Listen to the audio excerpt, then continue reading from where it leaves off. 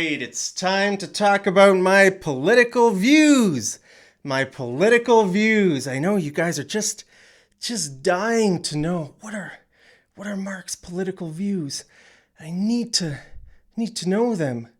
You know, you probably couldn't even sleep last night. You were just tossing and turning, wondering, what are Mark's political views? Well, today's your lucky day because I'm gonna... What's that? You slept great last night. Oh. You don't care about my political views? The last thing I need is to hear another person yapping away about their political beliefs? Oh. The last thing I need to hear is another person yapping away about their political beliefs. Well, I guess if you don't want to hear my political beliefs, I'll just have to teach you English instead. Do you know what yapping means? Yapping. Yapping means barking. We use this word yapping for small dogs, like Shih Tzus. Look at that Shih Tzu. Isn't that an appropriate name for a small dog like that? A Shih Tzu. Because they just yap all the time, you know. So yapping means barking, but sort of like a high-pitched barking, right? Like yap, yap, yap, yap, right? These kind of dogs, they bark, but if you want to be more specific, you can say they just yapping all the time. Yapping. Yap, yap, yap, yap, yap. Now, if we say yapping away means to talk a lot. Okay, so, you know, if you know someone who talks a lot, you can say, yeah, my friend's always yapping away about something. Yapping away. It can almost mean like complaining or just to talk a lot, right? It's not just barking. Like, you know, when we use the word bark, a dog could bark once, right? Woof or arf. Right? It's just once. But when we use the word yapping away, it's like, it just doesn't stop, right? That's why those kind of dogs, those small dogs are so annoying. Like if your neighbor has a small dog like that, they're probably just yapping away all the time. And it's really annoying, okay? So we can use yapping. Now, you know, with words like this, with ing, you know, sometimes we take the G off, and we just put a little apostrophe, whatever it's called. Yeah, a little apostrophe thing there. And we just say yapping. But you can say yapping too. It's the same thing. Okay, or you could say, Mark, shut your pie hole. Mark, shut your pie hole. You know what that means? You know what pie hole means? Pie hole means your mouth. Mark, shut your mouth. Shut your pie hole. Because that's the hole where you put pie, right? If you want to eat pie, look at that nice pie. Okay, if you want to eat pie, you put it into your mouth. You put it into that hole. At least I hope you put it into that hole. Don't put it into any other holes. Put it into your pie hole. Put it into your mouth, okay? All right, so hey, if you've already learned something about English, you should subscribe to my channel. You've got to. It's your obligation. Because you've already learned some words. You learned yapping, you learned pie hole, and we haven't even started the main word. Okay, the main word I want to teach you guys is pigeonhole. Okay, pigeonhole, holes everywhere. Pie hole, pigeonhole. Okay, do you know what this means? Now, this is a political, we can use it in a political way. Okay, so what is a pigeon? Well, this kind of bird is a pigeon, okay? A pigeon is sort of like a dove. You know, what's the difference between a pigeon and a dove? I don't know. So this is like these holes. Okay, they are pigeonholes. Okay, so that's the literal meaning. Okay, but it can be used in like a political way, and when we use it in this way, can you hear that loud plane flying over my house? If you can't hear it, then smash like for the quality of this microphone. It means the microphone is. I think you can hear it, right? Yeah, it's pretty loud. Okay, but anyway, so pigeonholing, very often when we use it in this political sense, we use it with the ing. Okay, pigeonholing. What does it mean to pigeonhole someone? To pigeonhole someone. Well, okay, take a look at this girl here. Okay, this girl is wearing a red hat, and the hat says, "Make America Great Again."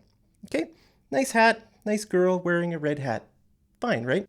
Wait a minute. What are you thinking? Are you thinking, you're a Trump supporter? You voted for Trump. She must have voted for Trump. She must own a gun. She must be a racist. She must be a bad person because she's wearing a MAGA hat. I know what kind of person she is. I know exactly what kind of person she is. I don't like her. I don't like you because you're wearing that hat. I know exactly what kind of person you are. You do all these things. You own a gun. You hate minorities. You just a bad person. So we are pigeonholing her.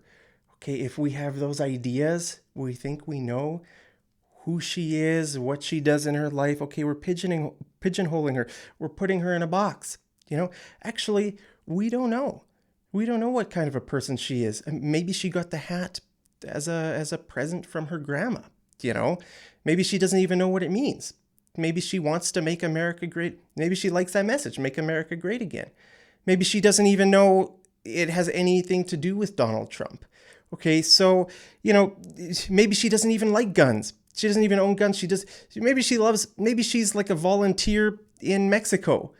We don't know anything about her. Okay. So if we jump to conclusions, if we judge her, then we are pigeonholing her. Okay. We're pigeonholing her.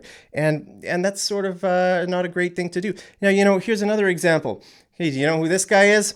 That's me. Okay, look at there. I'm wearing a red shirt. This is a few months ago. About 6 or 7 months ago, I was in the country of Laos over New Year. Remember, that's where I brought in 2020. Wow. At that time, did we know 2020 was going to be such a crazy year? I don't know. I don't think I knew how crazy 2020 was going to be. But anyway, so I was in the country of Laos, and an old woman had a shop. She said, "Come buy some t-shirts." So I went and I bought some t-shirts.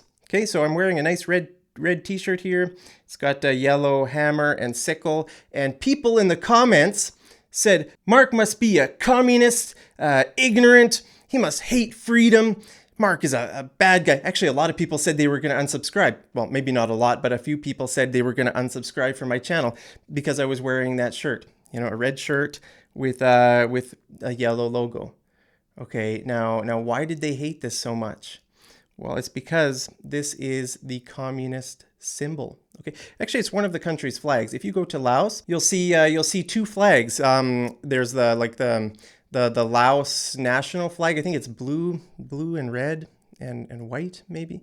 And then you'll see a lot of flags like this. Okay, so these flags are everywhere. So a lot of T-shirts have this on them and everything. This is the communist symbol. Okay, so I mean, Laos is a communist country. Just like Vietnam or China or a lot of some countries around the world are communist countries, right? And people said, he must be a communist. To be honest, I don't even like communism. I don't even like communism. It's just a shirt. I bought this shirt from a nice old woman. Okay, the people in Laos, nice people. I have no idea about the government. I didn't have any problems with the government coming and going. It was from my perspective, it was a nice country. And people commented, and it was funny because people from this part of the world said, "Hey, Mark, nice shirt." Hey, nice shirt. Nice people. I have subscribers, for example, from Vietnam, Bulgaria, China, Russia. A lot of people said, "Hey, that's a great shirt, Mark." And then people from this side of the world, from like Western Europe, North America, this part, they said, "Mark, that is a terrible shirt. I hate you. I hate that shirt. I'm going to unsubscribe from your channel." Here's the thing. If you want to be sort of like a world traveler, right, like me, you sort of have to be a bit flexible, right? You can't have like super strong political views. What are you going to do? Just not go to Laos, not go to Vietnam? Vietnam is also a communist country, and it's I have never been there, but it's pretty much on the top of my places to go. So I really want to go to Vietnam. Nice people. A lot of my subscribers are people who live in Vietnam and sort of that part of the world. So I love those people. Nice people. Like I said, I don't like communism. I don't really like the ideology of communism. But maybe my subscribers do. I don't know. If you're my subscriber from Vietnam or Laos, let me know. Do you like your government? Do you like communism? Maybe you do. That's the nature of the world. People have different ideas. People believe different things. They have different values. What kind of country they want to live in. If I went to the U.S., I would wear a shirt like this. And you know what? A lot of people would tell me, "Hey, Mark, why are you wearing a terrible shirt?" Don't you know that the American flag stands for tyranny? It stands for oppression, bullying, financial greed. I don't know, all kinds of different bad stuff. And you know what I would say? I wouldn't say anything. Yeah, you're right. Yeah, probably does stand for those things. Okay, so different countries have different values. They have different symbols. For Americans, a lot of Americans think the American flag is like a symbol of freedom. It's a symbol of freedom. But for a lot of other people, let's say you live in a small village in Afghanistan, for example, you might see the American flag as a symbol of tyranny. Maybe American troops killed your family members or something. So, the history of the world is pretty messy. If you think your country is right, we are right. I'm wearing a Canada shirt right now. If I say Canada's been perfect, Canada has a perfect record, all the other countries are wrong. Canada's the best place to be. There's a loud plane flying over my house again. But, I've never made that claim. Canada has an ugly history, just like most other countries. I've talked about that in previous videos. There's something called the residential school system. I won't talk about it now, but yeah, that's a very shameful thing in Canadian history. Yeah, so countries, look, in all my videos, I wear a Canada shirt, right? Sometimes people tell me, hey, Mark, you need to get a new shirt, or you need to buy some new clothes. Yeah, you're probably right. But, I'm a proud Canadian. I love Canada. Has Canada made mistakes? Yes, they've made a lot of mistakes. So symbols carry different meanings for different people. It's funny, when I went to India, for example, a few years ago, for the first time. I've been to India twice. When I went there for the first time, I was wondering, why are there so many Nazis in India?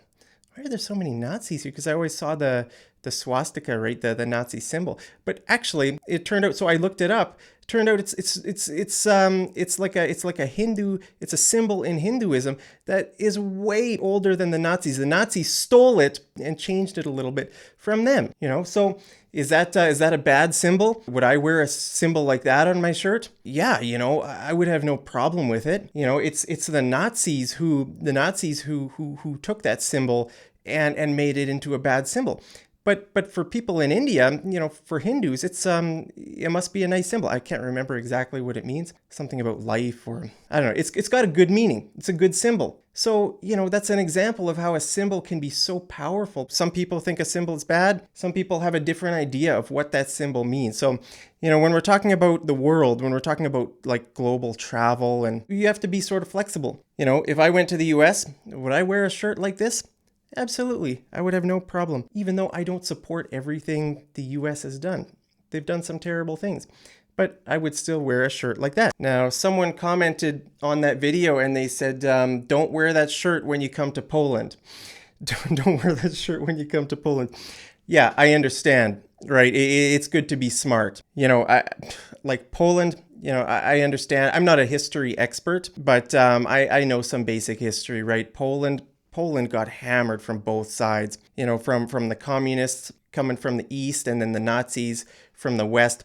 Yeah, I understand. You got to be smart. I would say context is key. Context. Okay, what is the context? In that situation, I was wearing the shirt. I was not wearing the shirt in Poland. I was wearing the shirt in Laos. There's a difference. I would not have worn that shirt in Poland because I understand some history, right? I would say be open. People should be open to different ideas and be smart. Just because something isn't wrong doesn't mean it's smart. Like I talked about the Nazi symbol, right? If you're wearing that, if you're wearing that thing, I don't know what they call it in Hindi. If you're from India, let me know what that symbol is called in India, in your country, because in English it's called a swastika or a swastika. You can pronounce it different ways, swastika or swastika.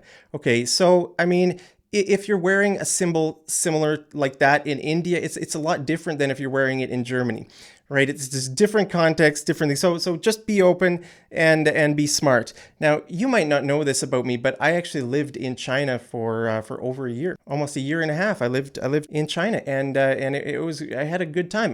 There were good experiences, there were bad things. There's some really great memories I have of China. So really great things about China, and then things that I don't like.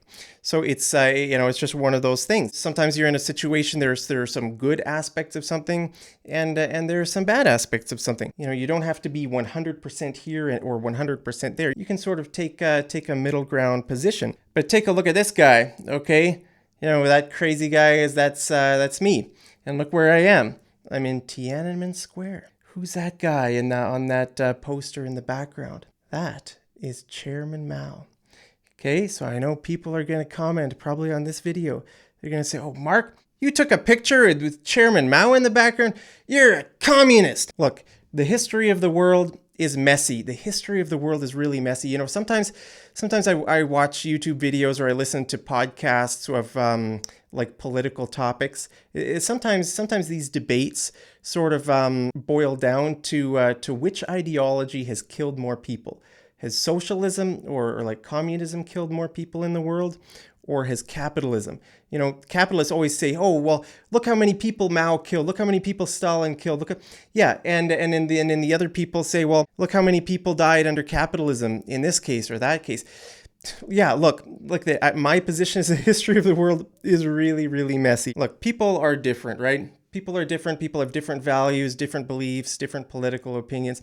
Hey, if you actually want to know my political opinions for real, just let me know down in the comments, and I'd be happy to make a video sharing my political beliefs. But if you're sick and tired of hearing people yapping away about their political ideas, then let me know down in the comments too, and I will not make a video about my political beliefs. Hey, did you know that people in Kazakhstan eat horses? Did you know that? People in Kazakhstan eat horses. What do you think about that? I'm willing to bet most of my subscribers are shocked or they don't like that idea. What? I would never eat a horse. Those people are cruel. They're terrible. Look, it's just different cultural ideas, different cultural values. If I went to Kazakhstan, would I eat a horse? Absolutely. I'd eat the whole horse. In English, we have an idiom. We say, "I'm so hungry, I could eat a horse." I'm so hungry, I'd eat. So if I went to Kazakhstan, maybe I'd be so hungry that I'd eat the whole horse. Look, there's just different ideas, different values. Some people might not like the idea of eating a certain animal, like a dog or a cat. Other people might think it's a crazy idea to eat like a chicken or to eat like a cow or I don't know, different things like that. Okay, so here's the message. Stop pigeonholing people.